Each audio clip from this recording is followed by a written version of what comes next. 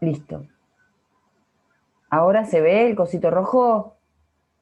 Sí. ¿Sí? Bueno, listo. Bueno, acuérdense entonces que esta parte no se grabó. Entonces les decía que esta verdad escurridiza en realidad no es tan importante porque lo importante para Herrera es otra vez lo mismo, ¿no? Lo que venimos diciendo desde el principio, que las armas y las letras españolas vayan a la misma altura, a la misma gloriosa altura, que es esa cita que tienen ustedes allí.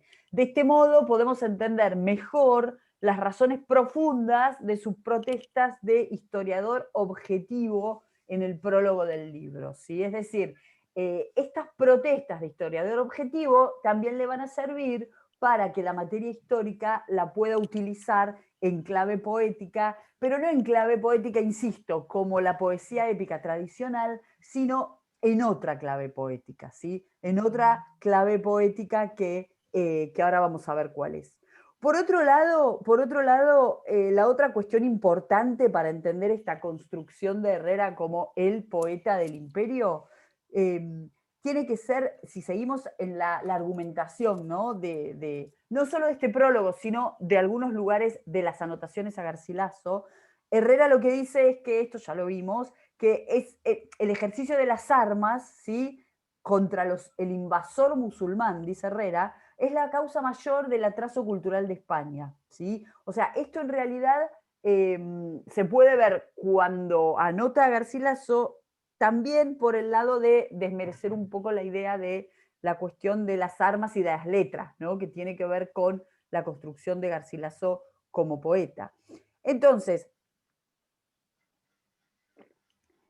lo que dice es que, por un lado, este pelear contra el invasor musulmán demoró la evolución cultural de España. Y por otro lado, lo que dice es que España es capaz de competir con los autores italianos y el problema es que los escritores italianos eh, ven a los españoles de inferiores porque los españoles no tuvieron la capacidad de enaltecer, ¿sí? De enaltecer los hechos heroicos de la nación española. Entonces, Lepanto le da a Herrera todas estas posibilidades, digo, le da la posibilidad de construirlo como un hecho enaltecedor, ¿sí? Y le da la posibilidad de escribir ese hecho enaltecedor, ¿sí? Entonces, fíjense que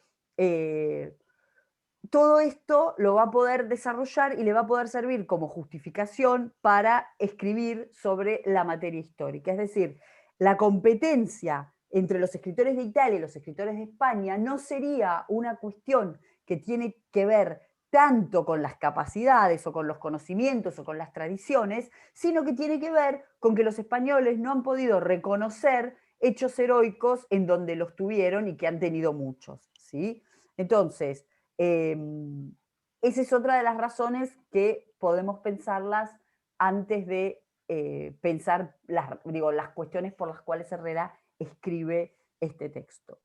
Y la última, o sea, la última así más general, la última más general que podemos reflexionar, tiene que ver con qué? Tiene que ver con la cuestión más religiosa, ¿sí? Es decir, Herrera elige borrar, ¿sí? Elige borrar todo lo que la relación con el Islam tiene de convivencia y de enriquecimiento cultural.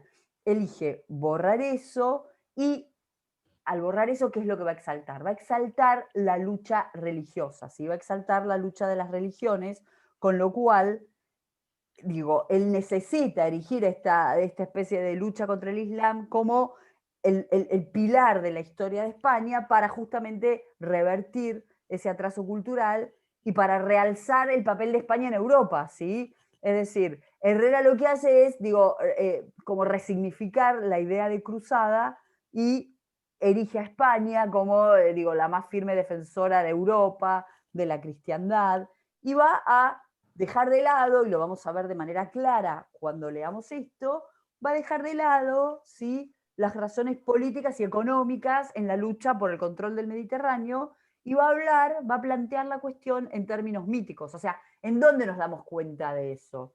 Que está planteando la cuestión en términos, digo, míticos, religiosos, de heroísmo al servicio de Dios, la idea de que es una cruzada. Ya desde el título nos damos cuenta, ¿sí? Fíjense que el título es la canción en alabanza de la divina majestad, ¿sí? O sea, es una canción en la cual la intención primera es alabar a una divinidad, ¿sí? Entonces fíjense que ahí tenemos ya claro desde el principio, ya tenemos claro a dónde es que está apuntando la idea de este modo de escritura, ¿sí? ¿Alguna pregunta con esto? ¿Algo que quieran decir? ¿O alguna duda? ¿No?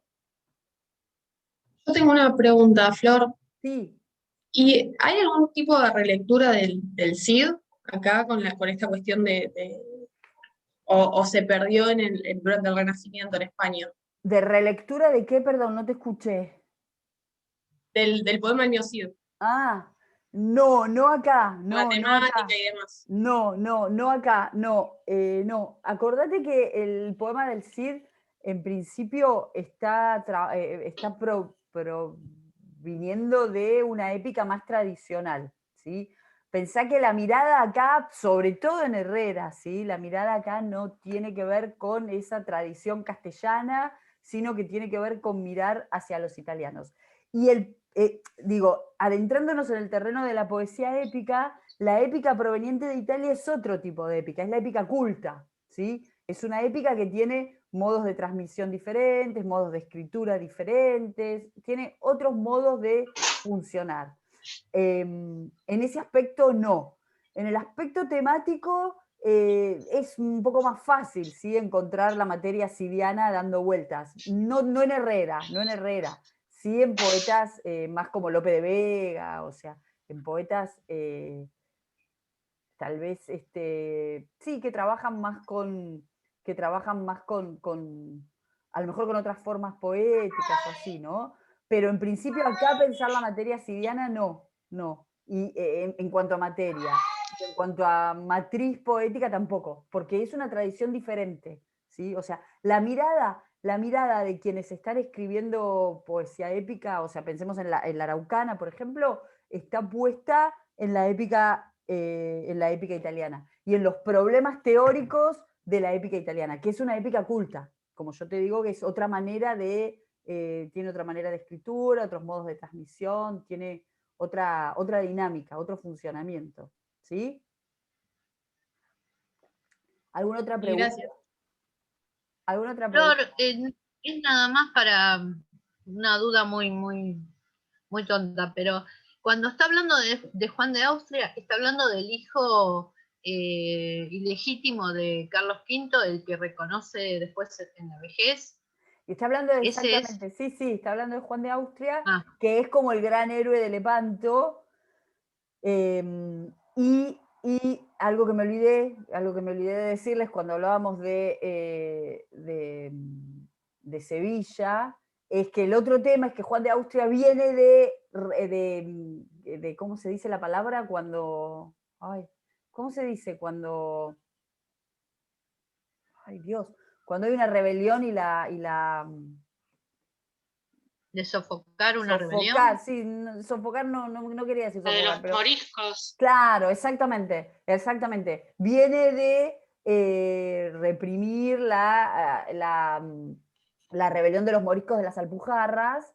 Entonces es como que eso se hace de adentro, sale hacia el exterior, ¿no? Entonces por eso también es fundamental esa presencia de Juan de Austria en Sevilla, que me había olvidado de decírselas antes, gracias que me la hiciste acordar.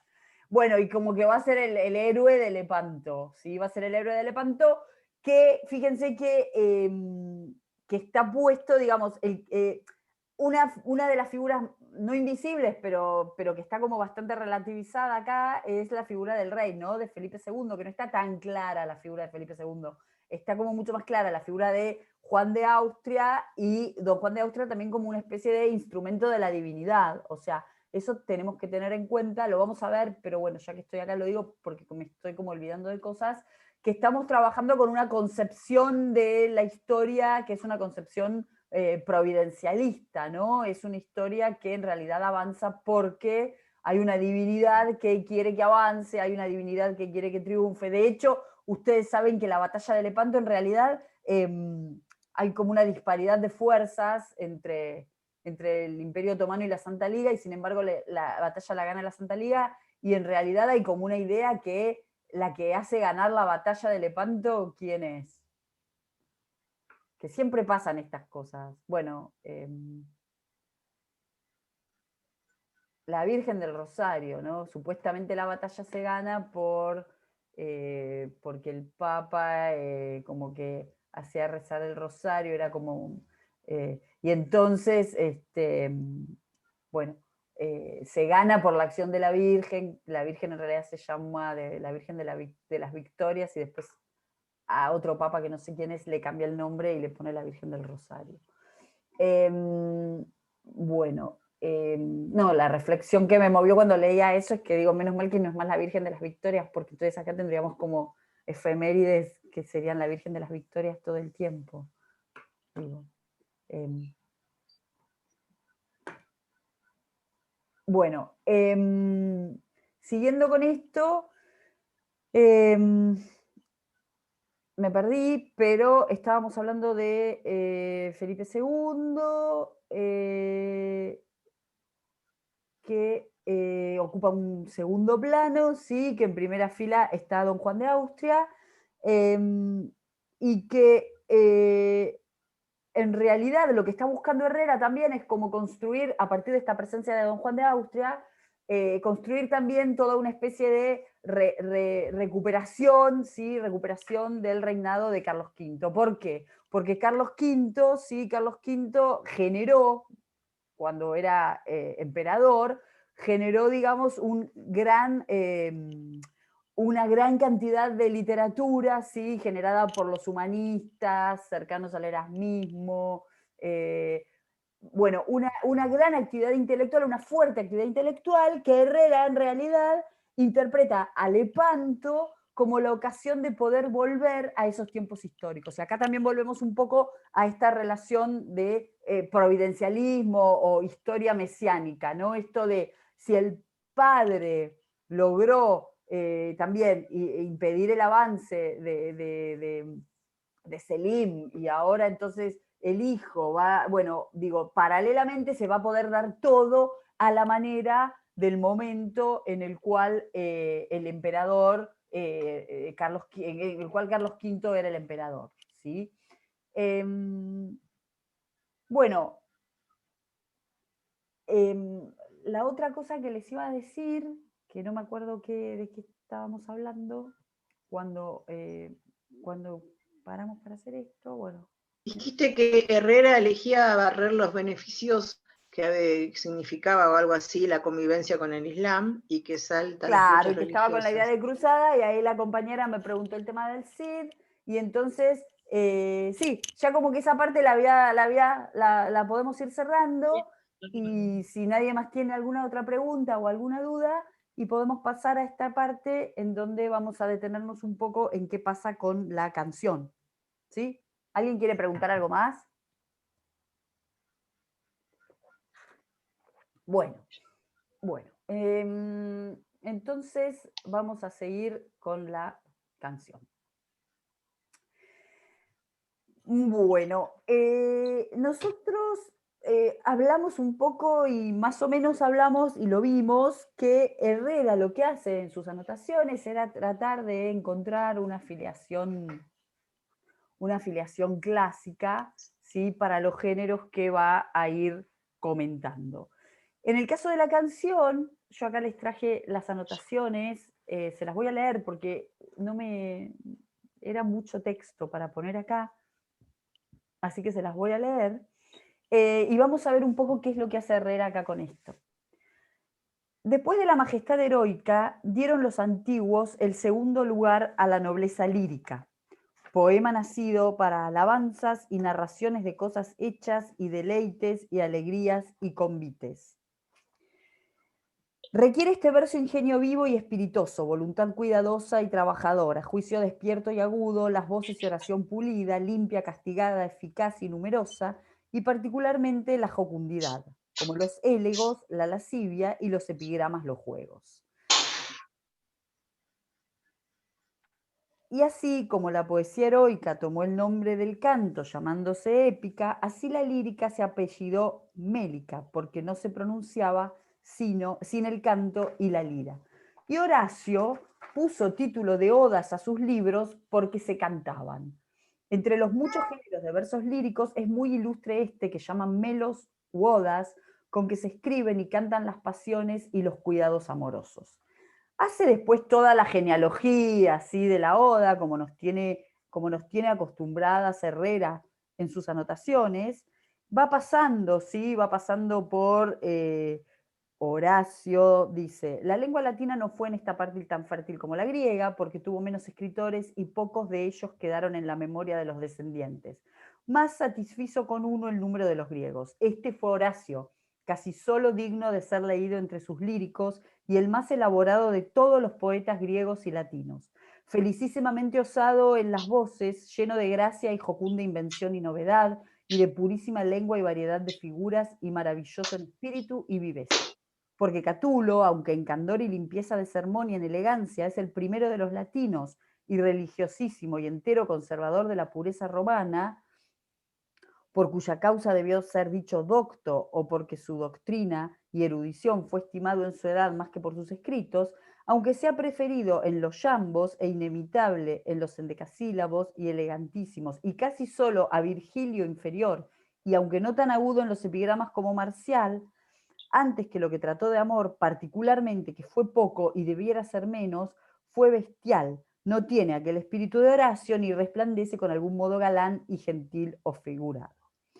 Bueno, entonces fíjense que recorre Horacio, lo pone como modelo de todo, mejor que Marcial, mejor que Catulo, mejor que Virgilio, ¿sí? Y después hace un recorrido por los poetas italianos y después vuelve con esto y dice, pero por no extender demasiadamente este lugar y por haber de escribir de ellos, si diere espacio a la vida y no fueren contrarias las ocasiones en los libros de la poética, revocaré la oración a hablar solo de lo que toca a la canción vulgar, la cual es la más noble parte de la poesía mélica, y juntamente de todas las otras suertes de rimas y poemas italianos, y por la excelencia suya se apropia así sola el nombre común, y como es el más hermoso y venusto género de poema, así es el más difícil, perdón, me perdí, porque se compone de voces escogidísimas, se acomoda a varios números, hay un animal por ahí, a ver, espera. Y se acomoda. Sí, que muteen los Sí, teléfonos, los micrófonos.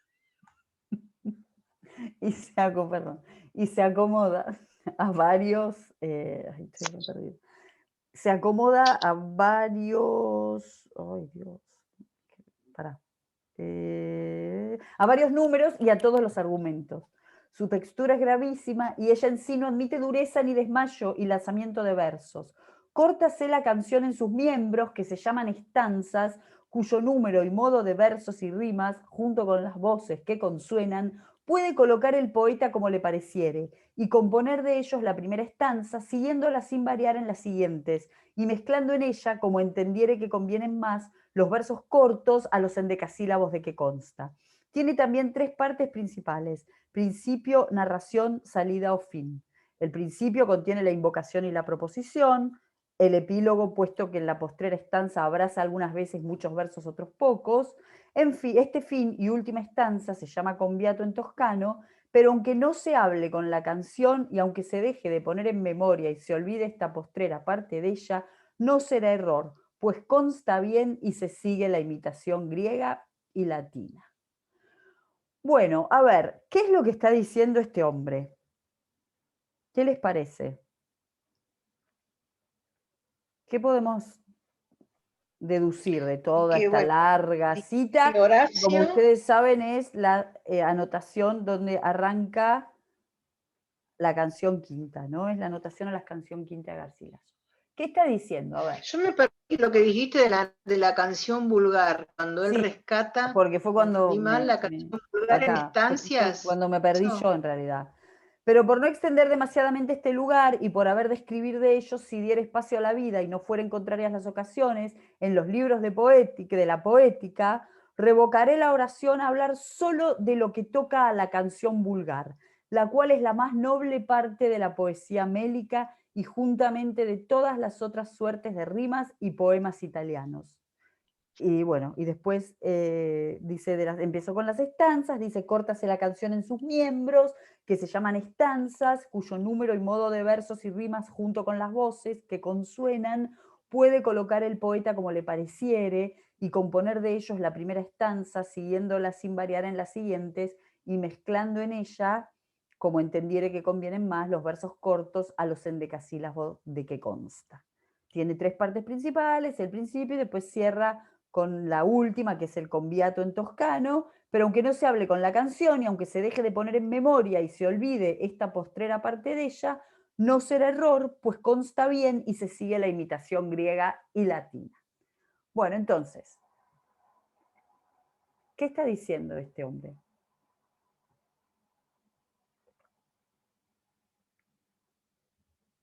¿Qué les parece? ¿De qué está hablando? Primero de todo, ¿qué está hablando? ¿Qué está haciendo? ¿Una qué? ¿Una oposición, una distinción, una diferencia entre qué? Entre la oda y la canción que él... Antes. Antes de todo, el principio. Me parece que lo que está haciendo diferencia es entre la canción petrarquista o la italiana y lo que es la canción tradicional española. Me parece que está ahí la diferencia. No, fíjate que él no habla nunca de tradicional, de la canción tradicional. Él, fíjense que arranca... Pero cuando habla de la canción vulgar, no se está limitando a la española sin utilizarlo. Cuando él habla de la canción vulgar, él lo que está hablando es de la canción, de la canción italiana, ¿sí? De la canción petrarquista, ¿sí? Porque él lo que hace es bien inteligente lo que hace. Él hace una primera diferencia entre la poesía épica, ¿sí? La primera de todas, ¿sí? La primera de todas dice, después de la majestad heroica, dieron los antiguos el segundo lugar a la nobleza lírica, poema nacido para alabanzas y narraciones, requiere este verso ingenio vivo, así la lírica, así como la poesía heroica tomó el nombre de canto llamándose épico, así la lírica se apellidó mélica porque no se pronunciaban sin el canto y sin la lira. Entonces fíjense, él la primera diferencia que hace es entre el canto épico y el canto que él llama la poesía mélica. Pero en realidad, acuérdense que lo que pasa en estos momentos es que hay toda un gran terreno de poesía que no tiene una justificación teórica, ¿sí? O sea, porque no está trabajada ni por los aristotélicos ni por los neoaristotélicos. Entonces, a esa poesía, ¿sí? Esa poesía que es la que le interesa a los poetas españoles cuando miran a la poesía italiana, porque es sobre todo, pero no excluyente, la lírica amorosa, ¿sí? Se le necesita dar un lugar de legitimidad, se necesita legitimarla. Entonces, ¿desde dónde se la legitima?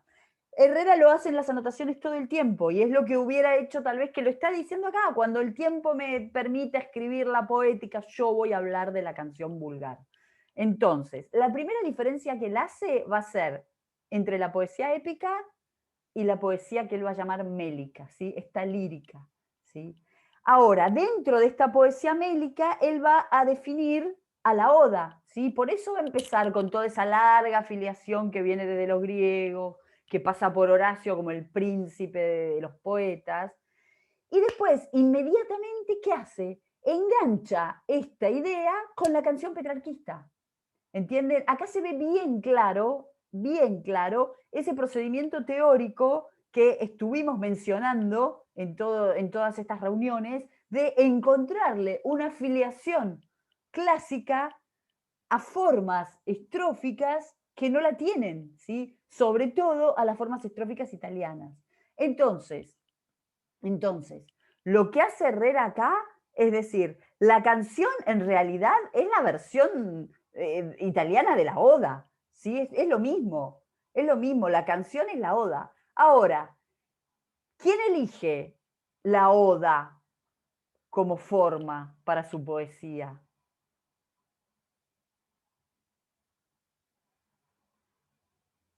¿Qué les parece? O sea, ¿quién no duda en afiliarse con esa tradición clásica de lleno y elige la oda? Digo, es Fray otra Luis. opción. ¿Eh? ¿Quién habló? Yo, Fray Luis, lo Claro, que vi, exactamente. Es otra opción, ¿sí? Es otra opción para, digo, para experimentar en el terreno de esta poesía, ¿sí? Fray Luis lo que hace es elige el modelo oda, ¿sí? Elige afiliarse más cercano a la tradición clásica. Herrera no. Herrera decide, ¿sí? Herrera decide que su modelo para determinada materia va a ser la canción petrarquista. Pero realiza una operación teórica previa que es afiliarla a la tradición de la oda.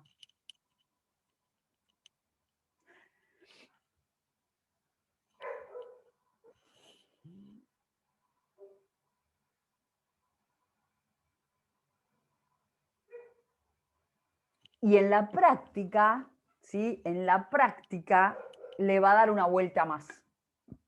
En la práctica le va a dar una vuelta más. ¿Por qué?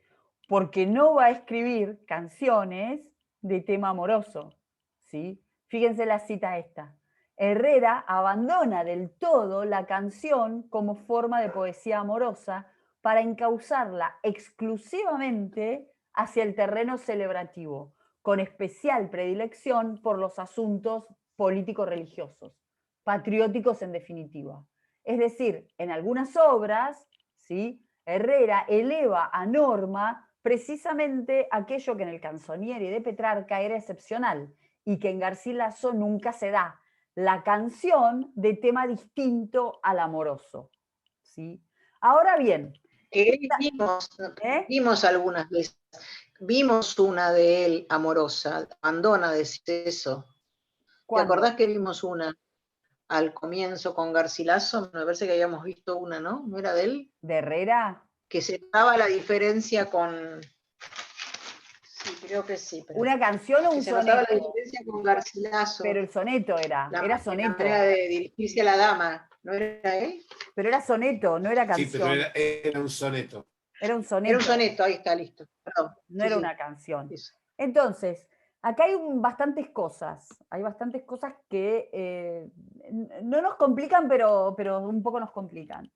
En algunas obras ya dijimos que no está esta canción, ¿sí? Esta canción está aparte por otro lado. En algunas obras hay 5 canciones, ¿sí? Y son todas de tema distinto al amoroso, ¿sí? Hay una por la batalla de Alcázar-Quibir, hay otra a Don Juan de Austria, hay otra a Fernando para que, no a Fernando el Católico, ¿sí? Sino a Fernando el Rey de Castilla para que lo hagan santo, que esa es una empresa de la ciudad de Sevilla, ¿sí? De estos 2 siglos. La ciudad de Sevilla tiene como 2 metas. Una es la santificación del rey Fernando y otra es de la propagación del dogma de la Inmaculada Concepción, ¿sí? Si ustedes van a Sevilla y recorren iglesias, van a ver que los cuadros de las iglesias casi siempre tienen como esa doble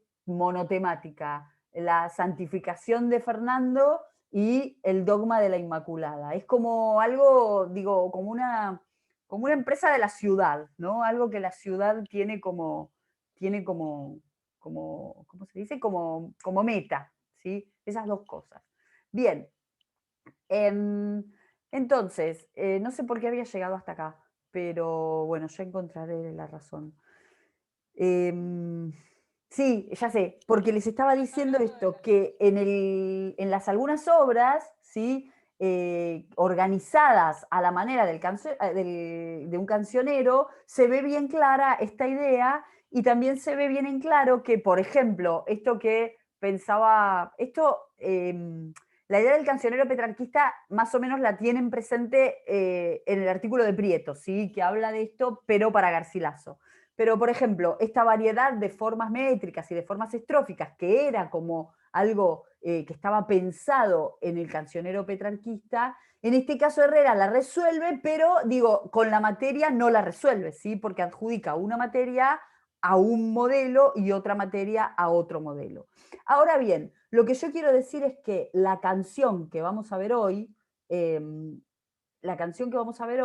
realidad no estaría de algún modo respondiendo a un asunto específicamente patriótico, sino que está como, digamos, más pensada como una canción en donde se está trabajando, sobre todo por los intertextos que están funcionando, con un tema mucho más religioso, ¿sí? Por esto que decíamos de esta idea de cruzada y todo. Pero lo que también me parece interesante es que lo que podemos pensarla es como un paso en ese trayecto de Fernando de Herrera a encontrar, ¿sí? A encontrar cuál sería la materia, más adecuada para el modelo canción, ¿sí? Entonces vamos a ver algunas cosas que vamos a ver, por ejemplo, que después en las 5 canciones que Herrera incluye en algunas obras, el modelo que está presente de manera mucho más clara que en este es el modelo horaciano, ¿sí? El modelo de las odas de Horacio, en donde Horacio lo que trabaja es con materia histórica, con materia de, legitimar cuestiones del imperio, y está mucho más claro que acá, que está tenemos como una mixtura entre lo que puede ser una cuestión religiosa y más aún una cuestión bíblica y una cuestión ya directamente que se está describiendo en términos mesiánicos o providencialistas, ¿sí?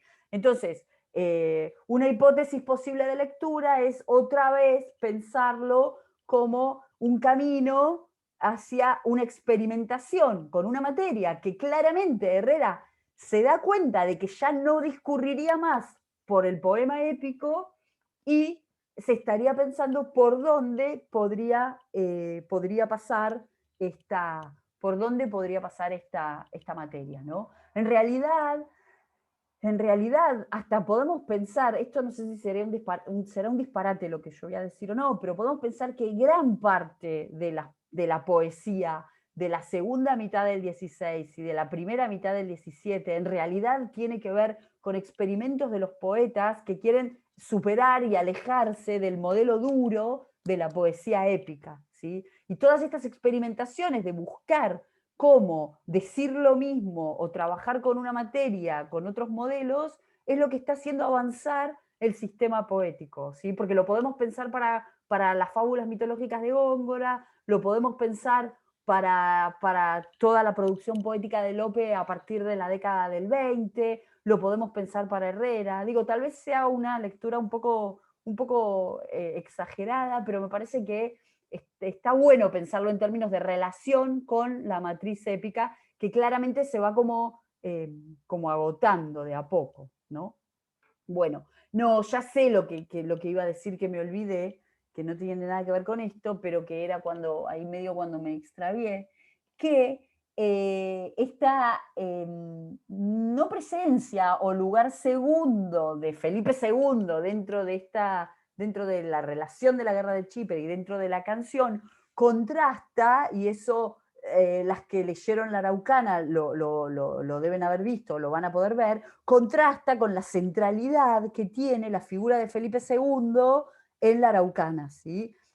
Y esto también lo podemos pensar como nuevos modos épicos, ¿no? O sea, este Felipe II, que es como el gran destinatario del poema épico de Ercilla, que es como el poema épico, en estos casos se le permite una suerte de borramiento en desmedro de otros héroes, ¿no? Bueno, Juan de Austria, por todo lo que significa la presencia de Juan de Austria, pensando en la presencia de Carlos V detrás, por esto que decía yo antes, o por la presencia fuerte de esta divinidad que en realidad va a ser la que va a producir el triunfo de las tropas, de la Armada. Bueno, ¿alguna pregunta? Sí, no, te comentaba, igual yo hace bastante que la leí a La Araucana, pero creo que recuerdo que en Latinoamericano nos habían dicho que Ercilla en realidad era muy cercano a Felipe II y que había venido a...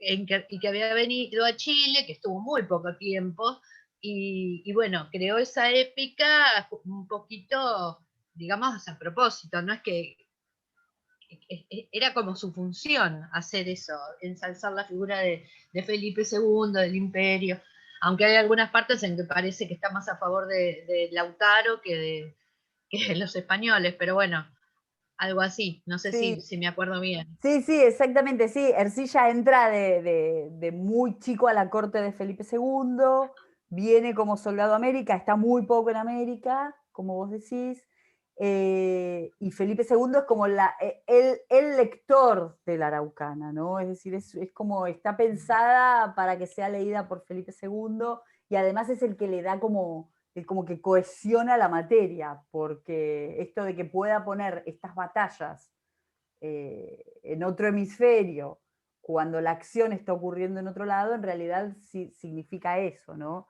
Significa que la instancia que está cohesionando todo el texto es Felipe II, como lector y como centro, ¿no? Pero está como todo el tiempo presente, es como el gran héroe, es el lector, el destinatario, el dedicatario, el héroe, es todo Felipe II en la Araucana. ¿Algo más? Hay una pregunta. Cuando vos dijiste que está pensando en otro modelo experimental que tiene que ver con Góngora, o no sé si entendí bien, No dije eso. las fábulas mitológicas.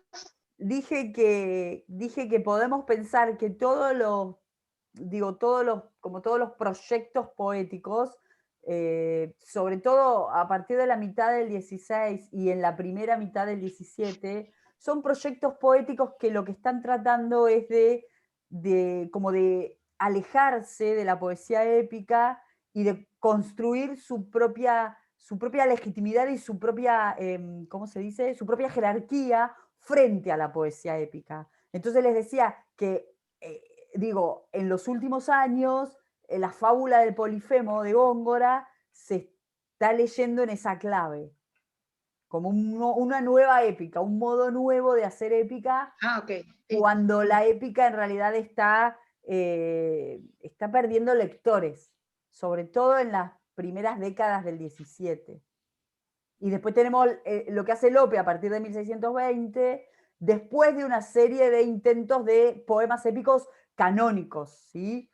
Con épica religiosa, épica caballeresca, épica, épica histórica. Bueno, en algún momento Lope también se da cuenta de que eso ya tampoco va, y entonces intenta escribir de otra manera. Eso es un poco lo que yo decía.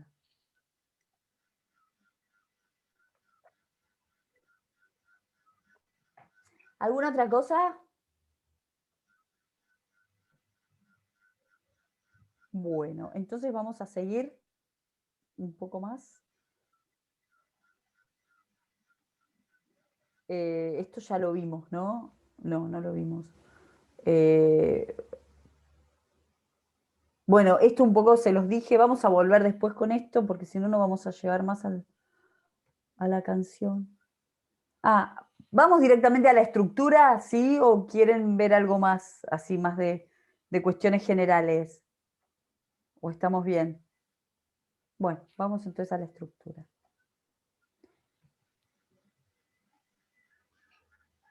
Bueno, no sé si la leyeron, no sé, que la leyeron, ¿qué opinión les mereció la lectura? Si la leyeron.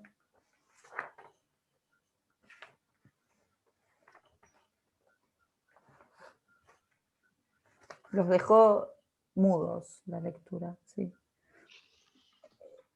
Es como un poco fatigosa. Bueno. No la vamos a leer toda. Metáfora náutica. ¿Qué? Siguen con la metáfora náutica. Claro.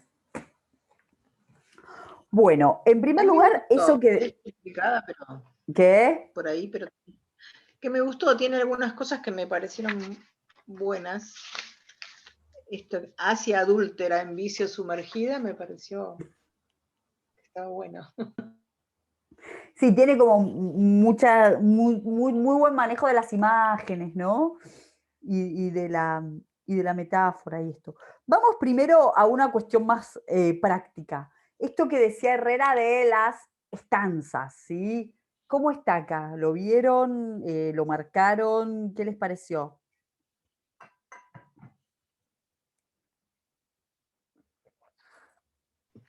Sí, 10 versos Sí, 10 versos, en decasílabos, 1, 2, 3, en salud, decasílabos dislopia, 3, y heptasílabos, El ¿no? cuarto el heptasílabo, cuarto solo el cuarto. heptasílabo exactamente, ¿y qué más?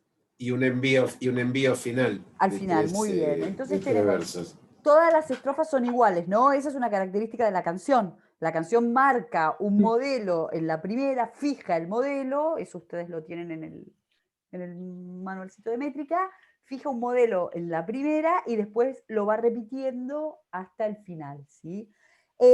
Fíjense que el endecasílabo en el esquema, digo, en la definición, alterna con el heptasílabo. ¿Y acá qué pasa?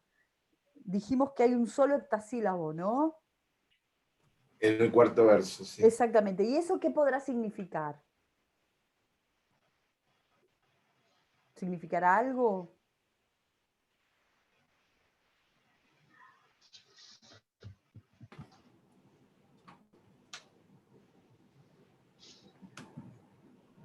Puede tener una función de realzar la importancia del sentido del verso, de la significación del verso. Claro, o sea, si tenemos tanto endecasílabo, quiere decir que se le está dando, digo, como que el metro grave va a ir acompañando la materia que se está contando. O sea, ¿cuál es la forma estrófica tradicional de la épica culta?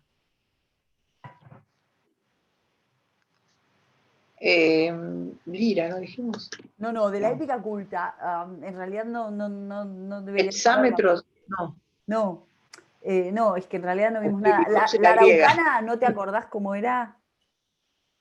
¿En qué estaba escrita? Bueno, No me acuerdo, no, no está bien. analizamos No, está eso. bien, pobre.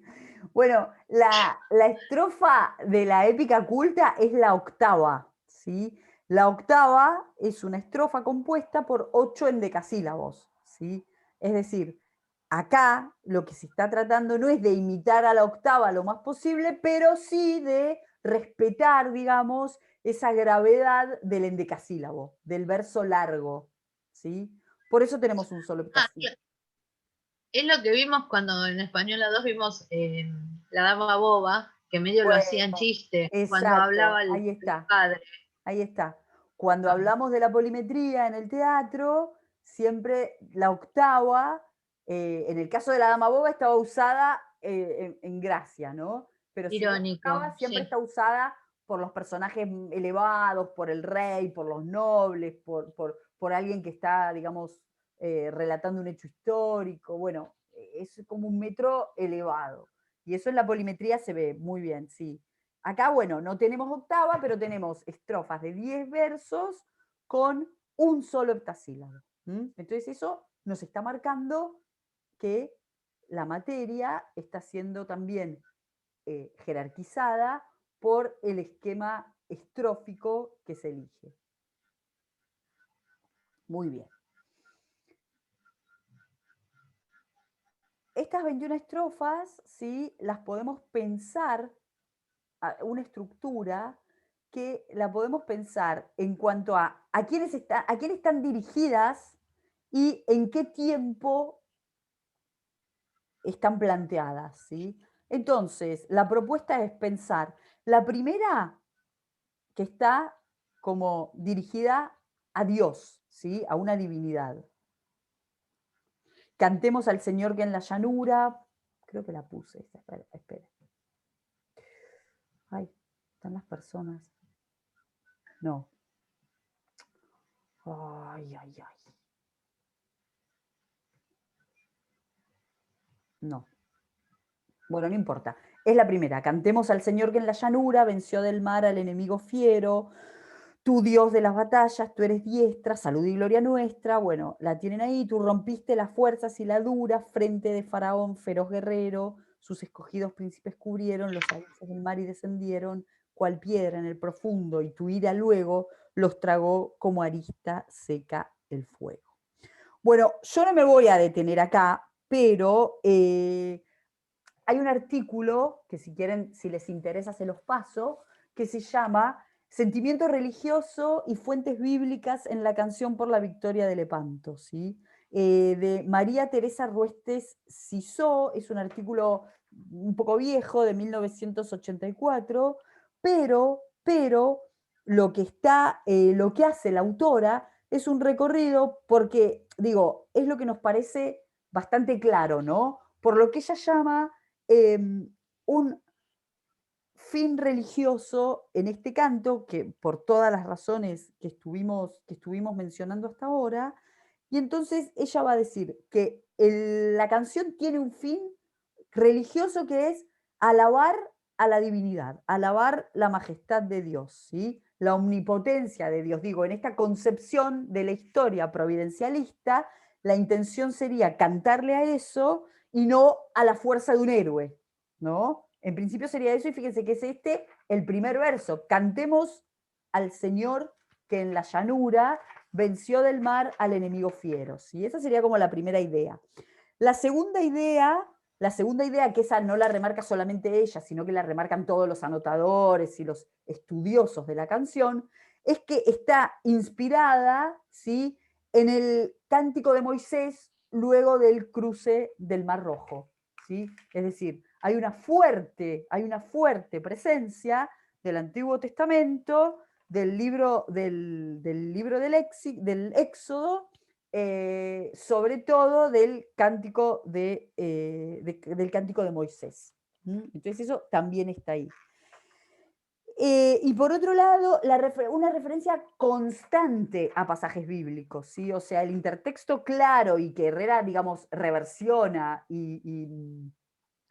pero deja ver que está ahí, es el cántico de Moisés. Pero por otro lado, hay como una referencia constante a otros pasajes bíblicos, como algunos fragmentos de los Salmos, del libro de Isaías, de Ezequiel. Generalmente son todos libros santos del Antiguo Testamento, ¿sí? Entonces ahí hay una operación que, además de todo, lo que hace es alejar, o sea, digo, y esto también es interesante en este trayecto que estoy intentando compartir con ustedes hoy, alejar de alguna manera esta canción de las canciones esas de algunas obras de 10 años más adelante, en las que sí vamos a poder reconocer la presencia de la influencia horaciana dentro de esas obras, ¿sí? Entonces, esto también está bueno, más allá de esta especie de anotación que dice, bueno, acá Herrera se basó en Isaías, acá Herrera se basó en el Cántico de Moisés, acá Herrera se basó en esto. Bueno, no, digo, pensar qué significa que el poeta en estos momentos esté echando mano de toda esa materia religiosa, más allá de la intencionalidad última de la canción, que es instalar a Lepanto como una nueva cruzada, ¿no? Con todo lo que eso implica, tanto para la acción como para la producción literaria, digo, lo que estuvimos hablando hace un rato. Bueno, entonces, digo, en esta primera estrofa, entonces, lo que hace es instalar, ¿sí?, esta especie de destinatario de la canción. Tú rompiste las fuerzas y la dura frente de Faraón feroz guerrero, ¿sí? Y funcionaría como una especie de, no sé si llamarla dedicatoria, ¿no? Pero bueno, la podríamos llamar de alguna manera similar, o entender que su funcionalidad es algo similar a una dedicatoria. Después, ¿sí? Después las 5 octavas que vienen después, que ocuparían desde la 2 hasta la 6, están describiendo a un enemigo antes de la batalla, ¿sí? el soberbio tirano confiado en el grande aparato de sus naves, que de los nuestros la cerviz cativa y las manos aviva, al ministerio de su duro estado, derribó con los brazos suyos graves los cedros más excelsos de la cima, y el árbol que más yerto se sublima, bebiendo ajenas aguas y pisando el más cerrado y apartado bando, ¿sí? Temblaron los pequeños confundidos del impío furor suyo, alzó la frente contra ti, Señor Dios, y enfurecido, ¿sí? Está como describiendo, ¿sí? Describiendo las características de este enemigo previo a la batalla, y fíjense que las dos primeras características son la soberbia y la tiranía, ¿sí? Inmediatamente, ni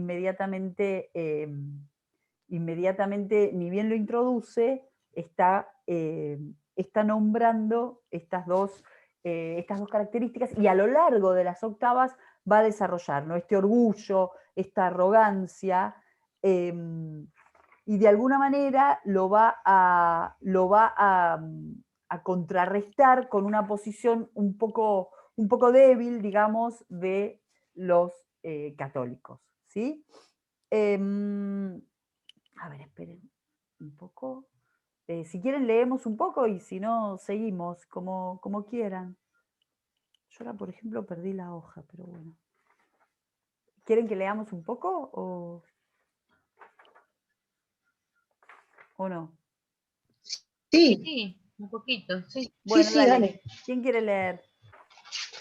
Leamos de la 2 a la 6 un poco, si quieren. Bueno, la 2 ya la leí yo. Si quieren, leamos a partir de temblaron los pequeños confundidos. ¿Alguien quiere leer?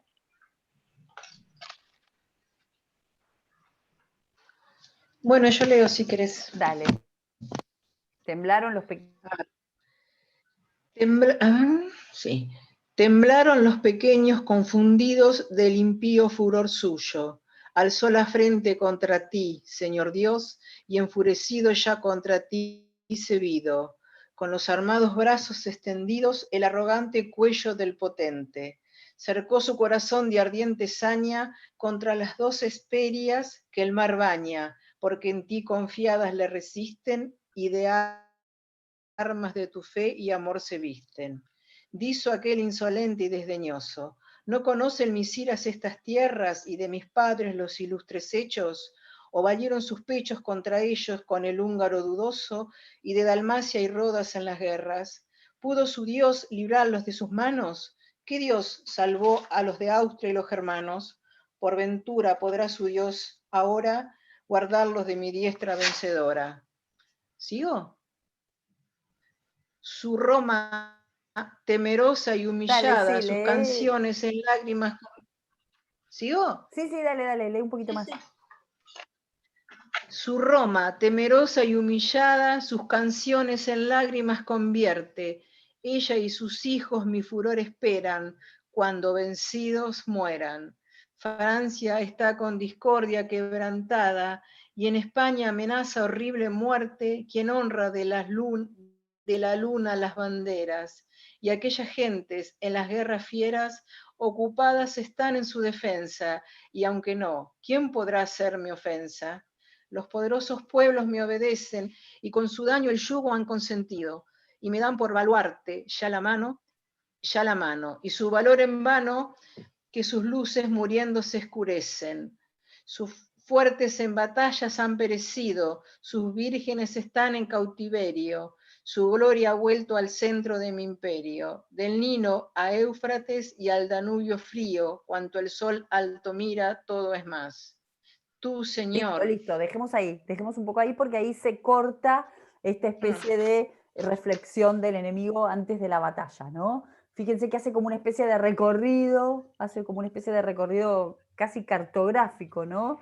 Es decir, está como explicando, está como describiendo un mapa, ¿sí? Y fíjense que el mapa, dentro de ese gran mapa, hay lugar para hablar de la rebelión de las Alpujarras, ¿sí? Fíjense cuando dice: y en España amenaza horrible muerte quien honra de la luna las banderas, ¿sí? O sea, hay como esta intención de centrar a España, esto que decíamos hace un rato, de centrar a España como el lugar donde, de hecho, termina la descripción de ese mapa con esta figura, ¿sí?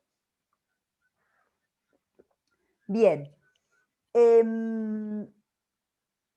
¿Qué más de acá, de esto que acaba de leer Rita? ¿Qué les parece?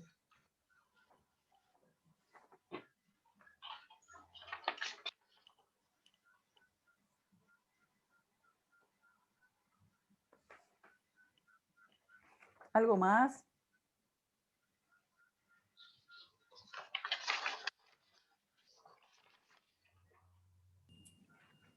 Los trata de temerosos y débiles a todo lo que tenga que ver con Roma y el catolicismo, es Claro, decir, sí, como ¿cómo se dice? A es los... una oposición a la que se enfrenta sin miedo, Exactamente, porque porque aparte, fíjense que se piensa que enfrenta los va a derrotar. también como a Dios, ¿no? Dice, ¿qué Dios salvó? O sea, ¿qué Dios es el que lo salvó? ¿No? O sea, Sí, a lo ver, está tratando de débil a Dios también. Es decir, exactamente, al Dios de los cristianos lo está tratando de débil, ¿sí? Y después fíjense la otra cosa que es como el mapa que arman, es como un mapa otro, ¿no? O sea, fíjense que hay como siempre hay como una preocupación por marcar los límites, por armar, por cartografiar el mundo que se sirve de materia poética, y en este caso esa cartografía está puesta como en boca del enemigo, ¿sí? Fíjense que es como una manera análoga de describir el mundo, ¿no? Fíjense que dice del Nilo al Éufrates y al Danubio frío, o sea, son como los ríos que se ponen de límite en el imperio de Solimán el Magnífico, son esos límites, es decir, se le da al otro, se le da la misma acción que se realiza desde este lado, ¿no? La capacidad de cartografiar ese mundo, pero desde el otro lado.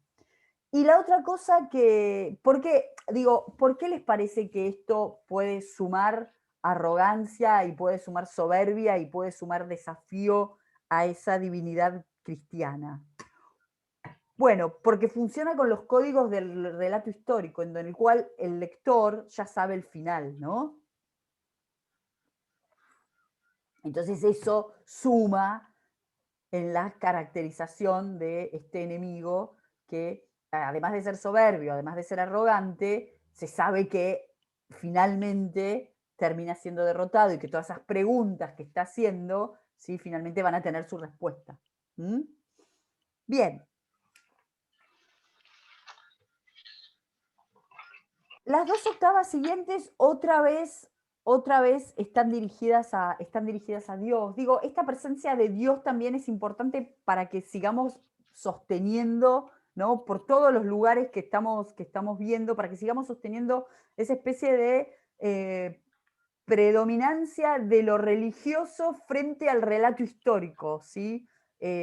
O frente al relato de una materia heroica o frente a la construcción de algún héroe, ¿no? En este caso, en esta canción, todas estas líneas de recorrido que estamos marcando nos van a llevar a sostener esto, y nos van a llevar a sostener entonces la diferencia entre esta canción, insisto, y las 5 canciones de 10 años más adelante. Digo, insisto tanto porque si a alguien le gusta Herrera, alguna de esas 5 canciones puede ser un tema de monografía. Digo, pero bueno, tienen que fumarse esta canción y fumarse alguna de Herrera de algunas obras. Pero digo, es un tema interesante para trabajar. Porque aparte, en las otras canciones tienen toda la relación intertextual con las odas de Horacio. Entonces, está bueno pensar un tema que pivotee sobre las dos canciones, va sobre esta y alguna de 10 años más adelante. Bien, entonces les decía que las estrofas 7 y 8 en realidad lo que están haciendo es volviendo, como dice acá, imperativamente a esa figura divina, y lo que está haciendo, le está como pidiendo que intervenga, ¿sí?, frente a esta especie de desafío del enemigo, ¿no? Vuelve tu brazo, ¿sí? Fíjense, otra vez tenemos el intertexto bíblico fuerte. Vuelve tu brazo. Se podría pensar que el Dios que está presente es el Dios del Antiguo Testamento, ¿sí? de manera mucho más clara que, o sea, no la vamos a hacer la comparación, pero si pensamos en la idea de divinidad que teníamos en las odas de Fray Luis, que teníamos en Fray Luis, y la idea de divinidad que tenemos ahora, claramente son dos nociones absolutamente distintas. Vuelve tu brazo, esto lo podemos ver en la estrofa 8, ¿sí? El verso 74, vuelve el brazo tendido contra aquel que aborrece ya ser hombre, y las honras que a ti se dan consciente y 3 y 4 veces su castigo, dobla con fortaleza al enemigo, y la injuria a tu nombre cometida sea el duro cuchillo de su vida, ¿sí? O sea, la idea que da la canción es que está como Dios dormido, aletargado, y con estas dos estrofas, y sobre todo, y este último verso, ¿sí? Sea el duro cuchillo de su vida, arranca la descripción de la batalla, ¿sí? Y fíjense que la descripción de la batalla arranca en el verso 81 con el primer verso de la estrofa 9, que es levantó la cabeza el poderoso, ¿sí? Bueno. Además me parece que lo está tratando al enemigo de Dios ya de monstruo, porque cuando dice aborrece ya ser hombre, se Sí. transforma en Sí, y fíjate que después va a ser algo. la serpiente, o sea, va a ser la serpiente Claro. el signo de ese enemigo, ¿no? Lo vamos a ver ahora más atrás, más adelante.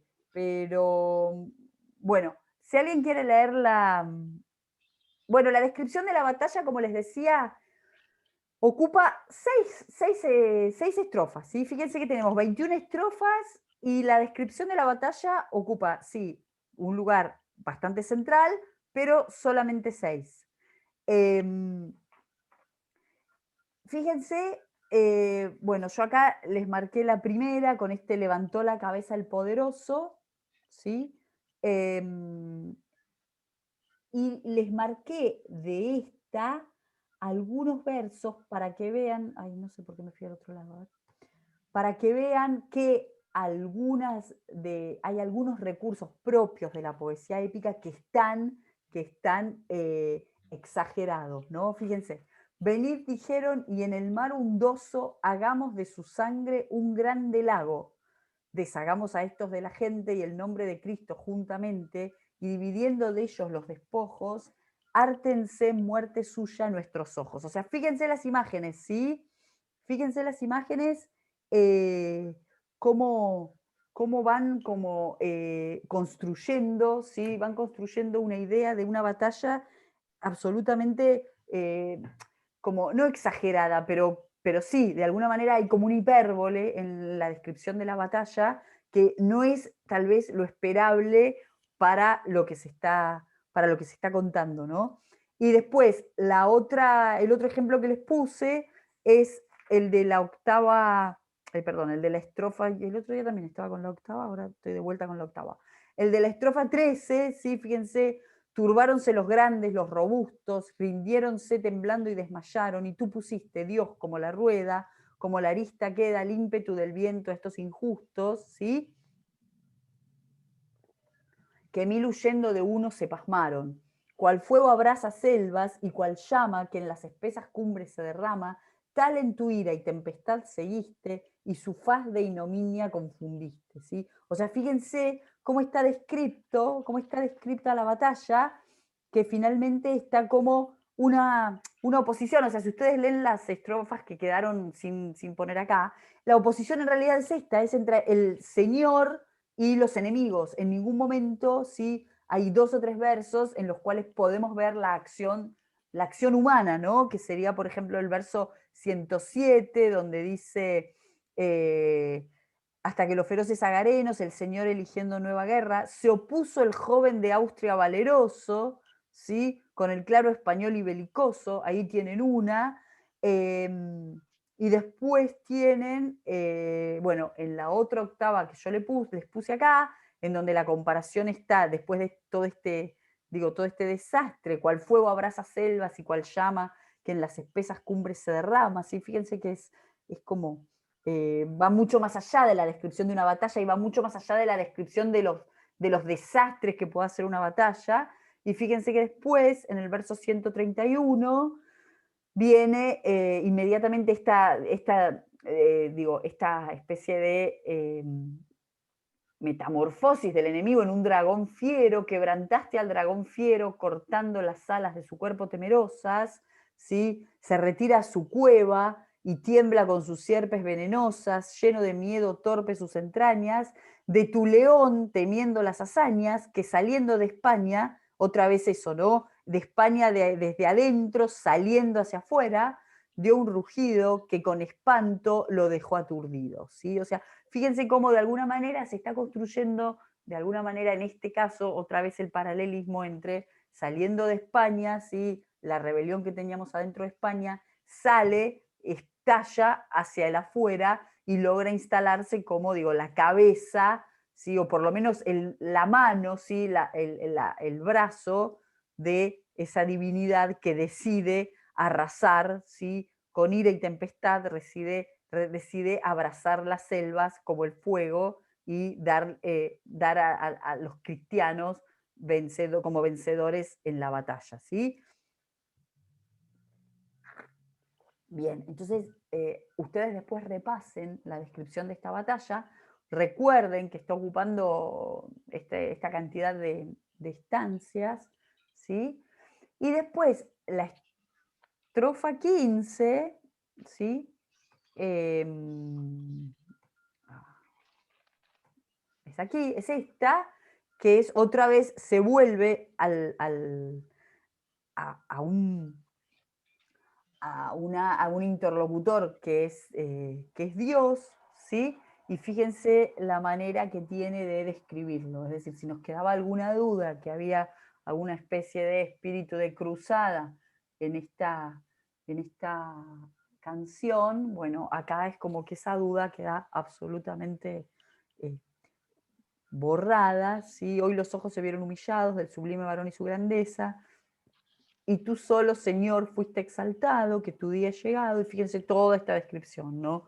Señor de los ejércitos armados, Señor sobre el alta cerviz y su dureza, sobre derechos cedros y extendidos, sobre empinados montes y crecidos, sobre torres y muros y las naves de Tiro que a los tuyos fueron graves, ¿sí? O sea, fíjense cómo esto funciona como una especie de cierre de lo que fue la descripción de la batalla, ¿no? Es como una especie de, no resumen, pero sí como una especie de explicación de por dónde pasa el triunfo de la batalla.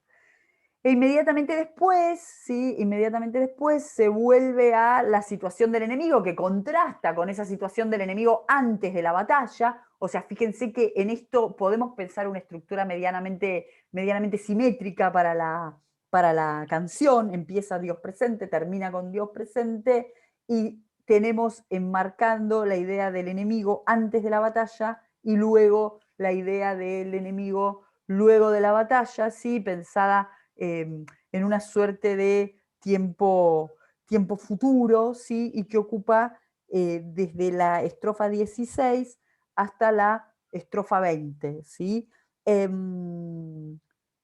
¿Quién mostrará por ti alguna tristeza? Acá está eso de ¿quién ya tendrá de ti? Llorad naves del mar. A ver, la estrofa 19 es linda, ¿alguien la quiere leer? Que está buena para...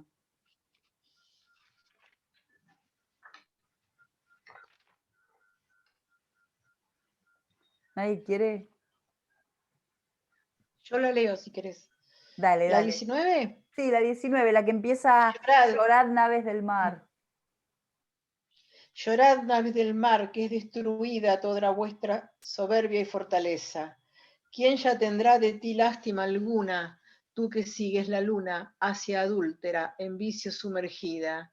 ¿Quién mostrará por ti alguna tristeza? ¿Quién rogará por ti? Que Dios entiende tu ira y la soberbia que te ofende, y tus antiguas culpas y mudanza han vuelto contra ti a pedir venganza.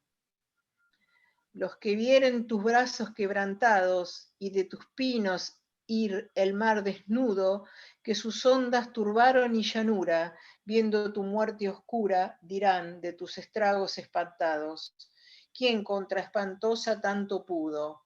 El Señor que mostró su fuerte mano por la fe de su príncipe cristiano y por el nombre santo de su gloria, a España le concede esta victoria.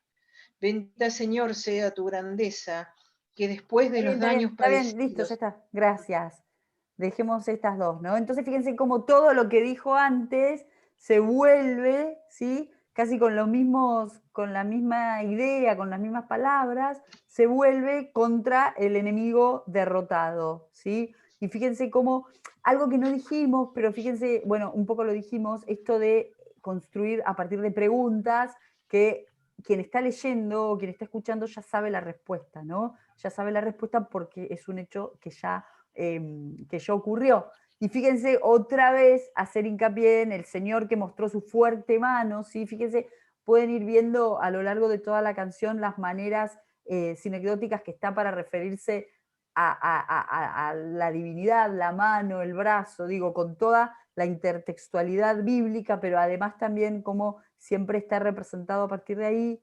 Y fíjense que dice, y por el nombre santo de su gloria, a España le concede esta victoria, ¿no? Otra vez la centralidad de España, que ya es como la tercera vez que la vemos de diferentes maneras puesta en los lugares centrales de la canción, ¿no? Y después termina, ¿sí?, con la última estancia, que después tiene como un envío propio de la canción, en donde vuelve otra vez al bendita Señor sea tu grandeza, ¿sí? Vuelve otra vez a pensar en un interlocutor que es Dios, ¿no? Así como la misma manera, como arrancó cantemos al Señor que en la llanura, tú Señor, bueno, acá cierra también enmarcando con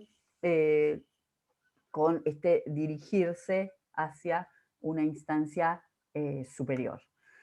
Y por último, ¿alguien tiene alguna pregunta o alguien quiere decir algo o algo que haya quedado?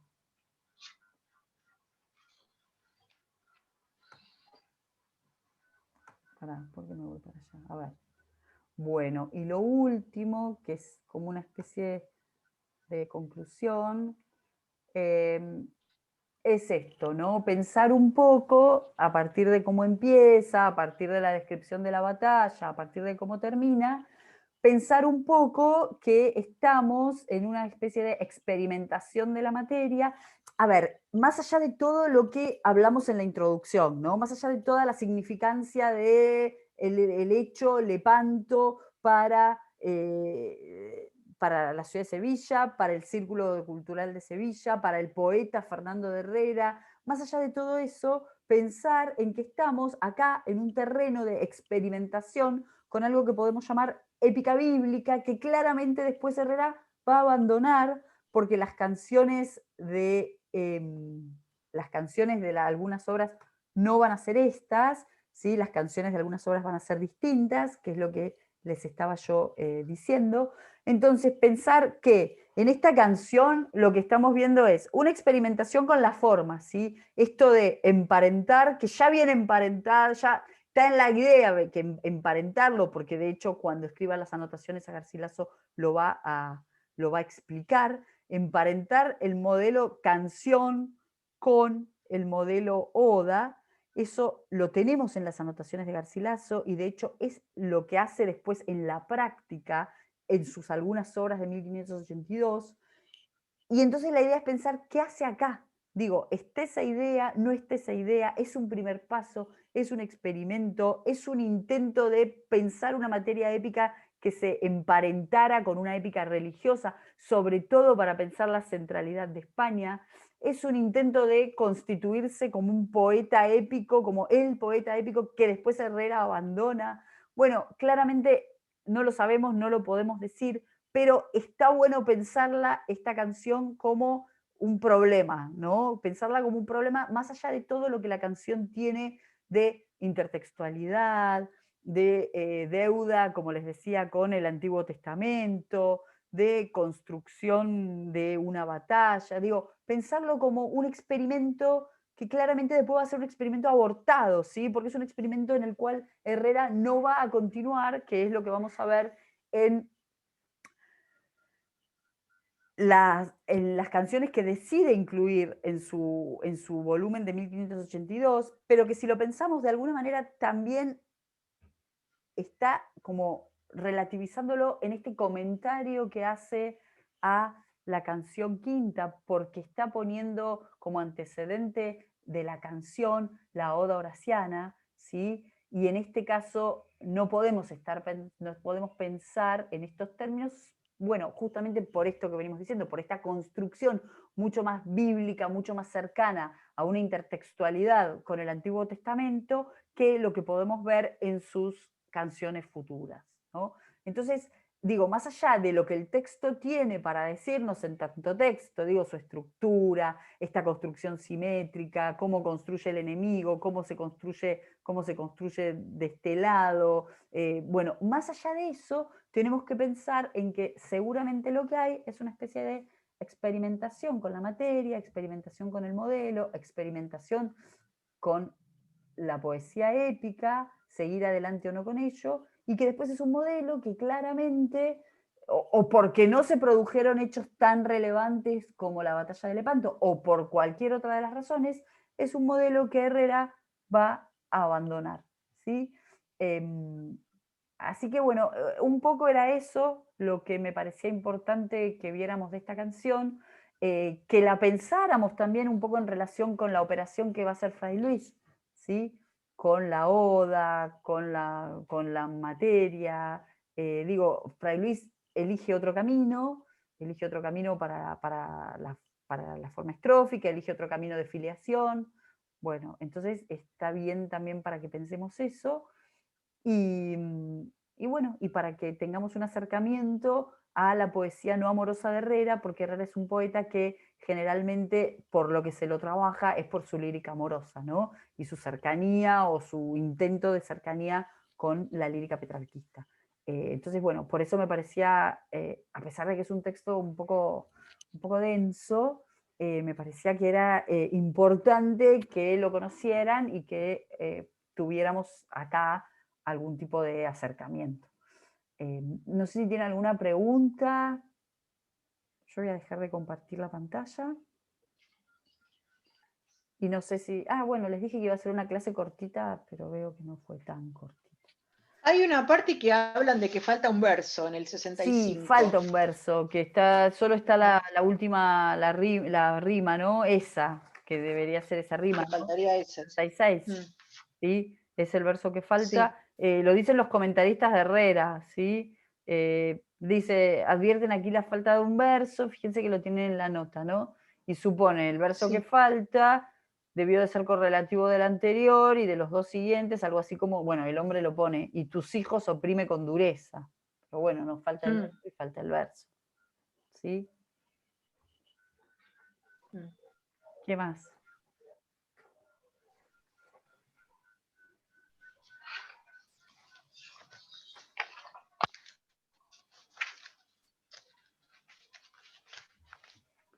Ustedes tienen la versión anotada y ahí fíjense que tienen todas las remisiones a los textos bíblicos que están ahí detrás, ¿no? Es como una tarea ardua pensar, o sea, más que estar viendo, bueno, sí, qué texto hay, también pensar un poco cómo opera, ¿no? La poesía cómo opera de esta manera, de esto de estar como trabajando con muchos textos y estar de alguna manera hay una teoría de la imitación ahí, ¿no?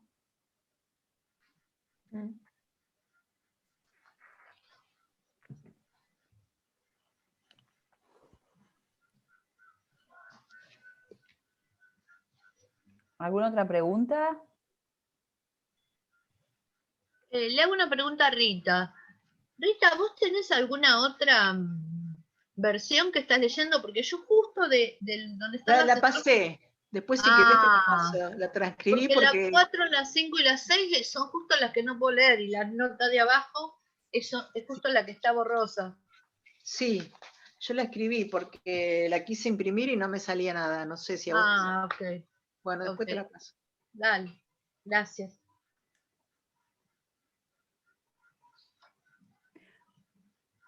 ¿Algo más?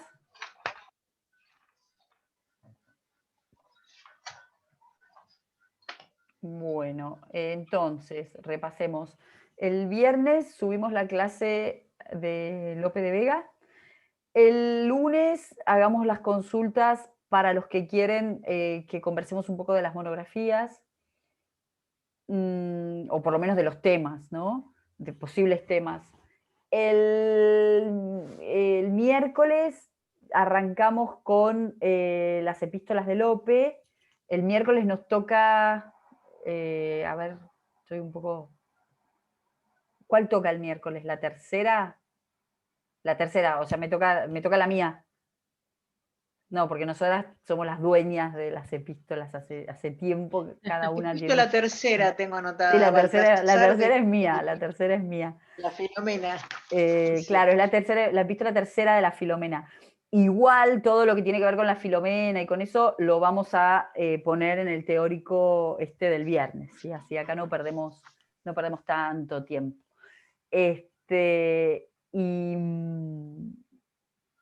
Bueno, eso. Y de los textos que quedan teóricos, ¿cómo se van a ver todos? Queda el de, bueno, el de Guillén y Fosalva, que se supone que va al 8.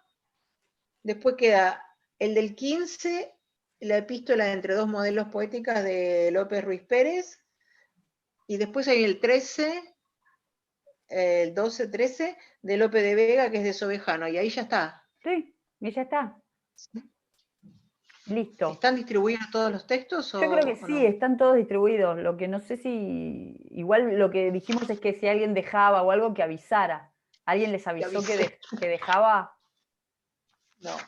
Bueno, entonces... Me parece que un compañero puso que tenía el de Sobejano. A ver, ¿dónde lo vi? Sí, en el chat. No, acá yo ya le contesté. Sí, ya le contesté. Ah, entonces todo listo. Por los que Perfecto. veo, los 4 que quedan son todos de personas que están asistiendo, que están viniendo, porque queda Jorge, Guadalupe, Alejandra y Víctor, que están siempre. Así que me parece que no dejó nadie que tenga que dar un texto ahora. Perfecto, entonces. Y ahora ya el lunes ya vamos a empezar con las devoluciones de eso. ¿Sí? ¿Qué más? Y después vamos a ¿Cuándo subir... finalizan las clases finalmente, Florencia? No, sé, nosotros me la perdí. última clase que tenemos es el 17 de marzo. Ah, ok. Pero el 19 vamos a subir... no vamos a subir nada. ¿Vamos a subir algo o no? No, porque la última es la de Góngora, que es el 15, ¿no? No, a ver, Claro, el 12. no, El el 12. 12. Capaz podemos subir algo, no sé. Tengo una pregunta, Florencia. Sí. Una vez que conversemos con ustedes los temas de la monografía, después la entrega la podemos hacer en cualquier momento enviándolas a un mail de ustedes. Sí, porque nosotros completamos las actas, tenemos el SUIGA, completamos las actas y eso lo mandamos. De hecho, el seminario porque pensé que dimos el año teníamos que elegir pasado... alguna fecha, elegir alguna fecha de final o algo, no, perfecto. No.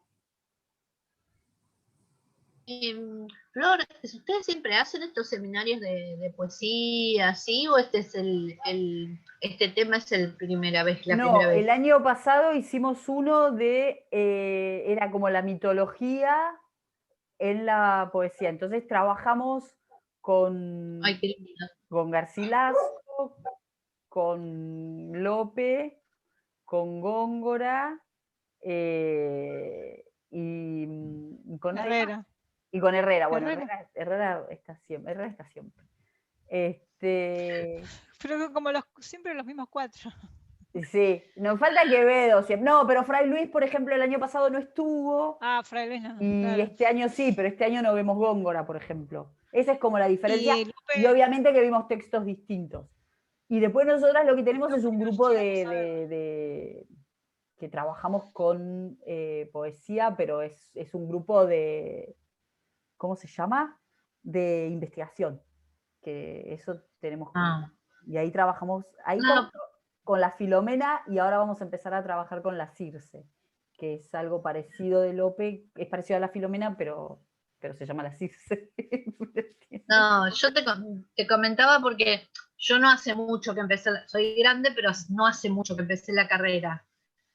Y la verdad que la primera vez que veo poesía, me anoté por eso, digamos, porque hice otras materias, pero, por ejemplo, cuando leímos la Araucana en Latinoamericana, lo vimos, pero desde otro punto de vista completamente distinto, porque como es una materia de colonial y qué sé yo, ni siquiera nos fijamos en cómo eran los versos, ¿entendés? Sí. Y la verdad que me encantó cómo lo dan, y si siguen dando, capaz que me anoto otro Sí, año. lo que pasó acá fue que en la cursada de la materia de 2020, el programa, dimos narrativa y teatro, entonces quedó afuera la poesía. Si no, siempre en los programas nosotros tratamos de dar poesía, porque claramente es imposible no dar poesía, porque es un momento en el que la poesía es como, ¿viste? O sea, si vos aprendés bien esta poesía, después, no sé, podés leer toda